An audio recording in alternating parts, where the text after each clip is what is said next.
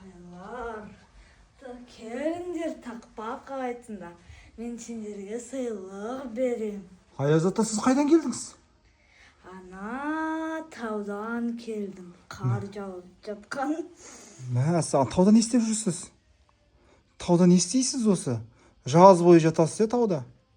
Бірақ ол жерде жаз болса да қар жауа береді.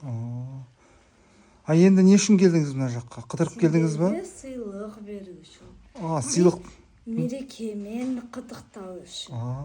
Маған қандай сыйлыққа келдіңіз? Дубайдан келген осындай шкатулка осылай ашылады. Саған керемет, қандай. Алтыннан жасалған үшін. Дубайға сіз барып келдіңіз ба? Жоқ, немерем барған ғой. Немерем бардың ма? Сіздің қанша бала шағаңыз бар, ата? Ой, көп қой. Көп па не? Санын білмейсіз? Қазір 92-демін. Қойшы. Жас екенсіз ғой, мен сізді 110 деп ойласам. 110-да болып қойсам, кішкене андай болып кететін едім ғой. Қандай болып кететін? Анам. Сөйлей алмай ма, кішкене қиналып? Қалт-құлт етіп. Сол. Құлағым естімей, очки киіп жүретін едім.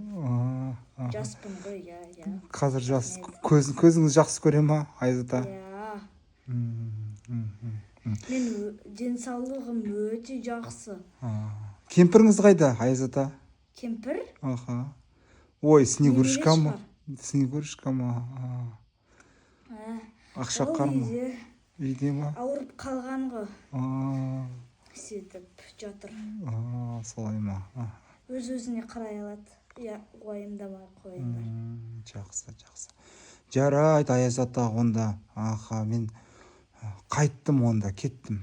Тақпақты айтпайсың ба? Аяз ата келіп тұр, маған сәлем беріп тұр. Десе, бұ дейді, арқатылы келмейді. Молодец, сала ғой шоколадыңды. Рахмет.